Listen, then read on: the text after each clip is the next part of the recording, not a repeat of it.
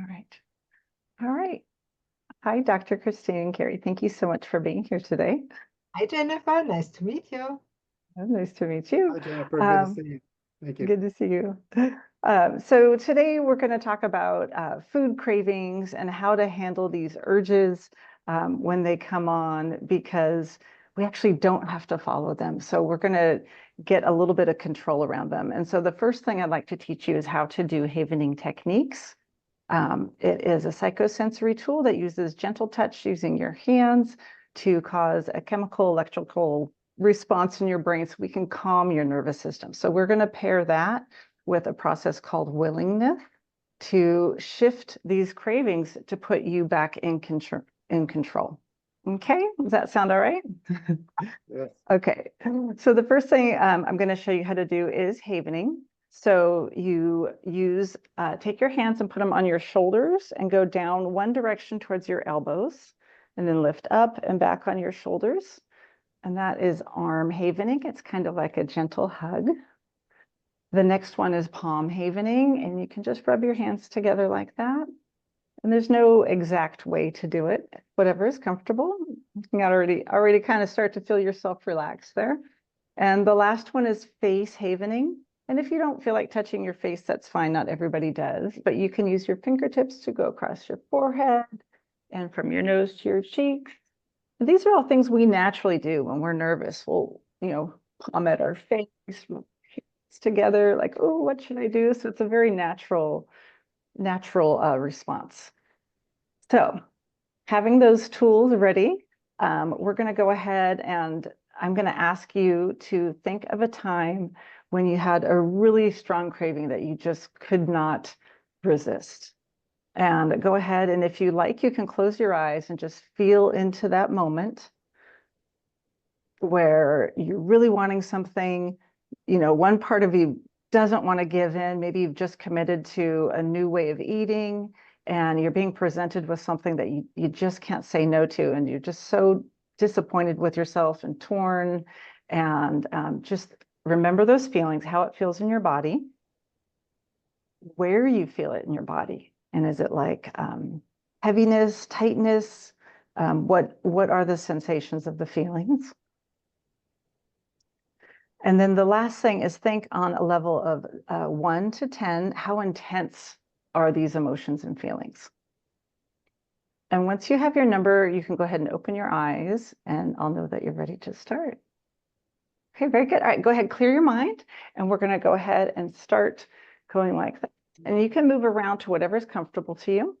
And the first thing we're going to do is we are going to acknowledge the urge, because usually we're taught to like push it away, ignore it, pretend like it's not there, but it just makes it stronger. It just pulls harder. So the first thing we're going to do is we can say to ourselves, okay, I see you there. I'm really having this urge for whatever. You can say it out loud if you like, or just in your head. Chocolate. Right. I was Yeah, thinking the same thing. right? I see you. I see this urge for chocolate. I see you, right? And then we're going to say, but I'm just going to let you be. I don't have to act on it, right? I'm going to acknowledge you and I'm just going to let you be. All right? Like, oh, we're going to let it stay there. We're not going to try to push it away. All right. So we're just going to make space for it. And then the next thing we're going to do is we're going to get curious about it. What is the reason for this urge? Is there something else going on? Are you feeling frustrated and stuck in that moment? Maybe it's a social event and like we were feeling insecure and it's like, oh, I'm going to go eat this chocolate and get myself grounded. What are the emotions that you're really needing to be taken care of? And so if you reflect on that, do you kind of see what the root cause is of the urge?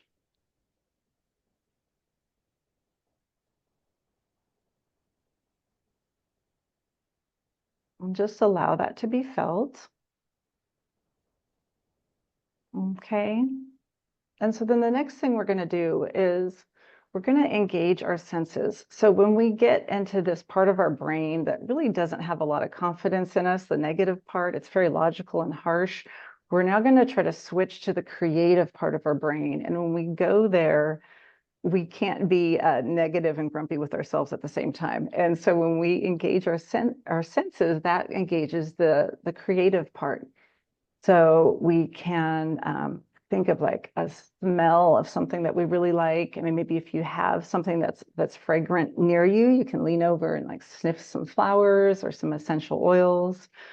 You can really pay attention to how the touch feels. It's like, okay, it feels one way on my hands. When I do it on my top, you know, it has a different texture. We can really engage our senses here and just have a moment of distraction, right? That switches our brain over. And then the last thing we're going to do is make a conscious choice. Now let's go back to that feeling of really wanting that chocolate. How is it feeling right now? Not, Maybe. Feel I good. still- I don't need it. yeah, Good. can take it or leave, right? Okay, so you can shake your arms out, take a big breath.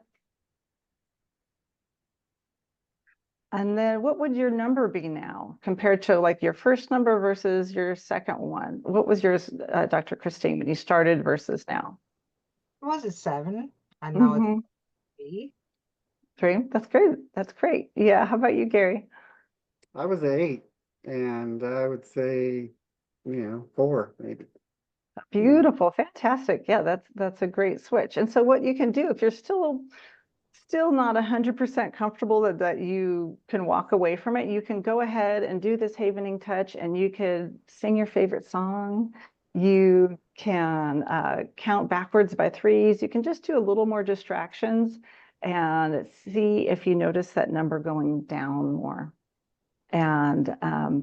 And then go from there. And you know, if you do decide to eat it, then it's a conscious choice. And I'm guessing there's going to be a lot more control around it. It won't be the devouring that happens when we're stressed, right? It might be like, oh, I'm going to sit and just enjoy it and not do anything else. And that's fine too. You know, we're allowed to have it.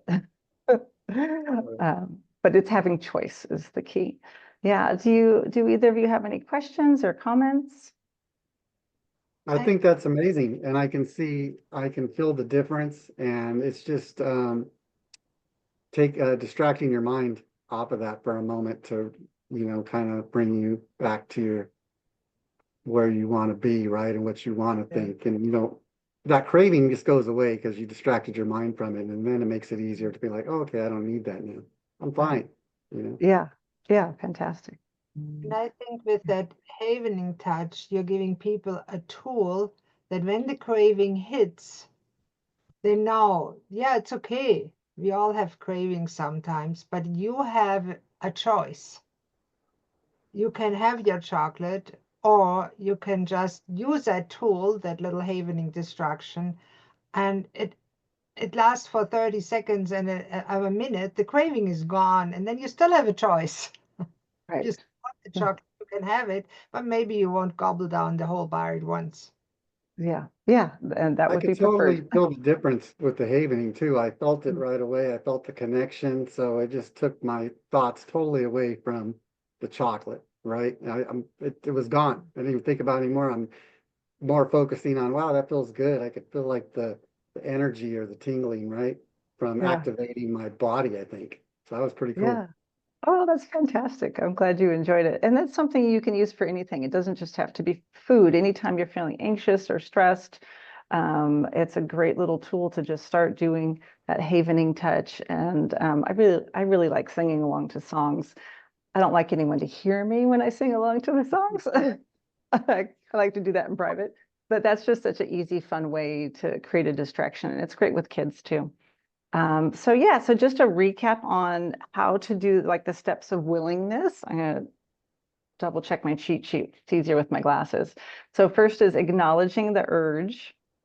And you can say like, there's the craving, I see you, right? Next is making space for it. So instead of fighting it, say, okay, I'm willing to feel this craving. I don't need to push it away or act on it. Number 3 is to get curious. and ask yourself, what am I really needing right now? And then 4 is to engage your senses. So then we're going to switch to get to that creative, kind side of our brain and engage our senses. And then we have choice at the end. So, Wonderful. all right. Excellent. Yeah. Yeah. Well, thank you very much for doing this with me. I really enjoyed it and getting to know you too. And I'm always here if you have any questions.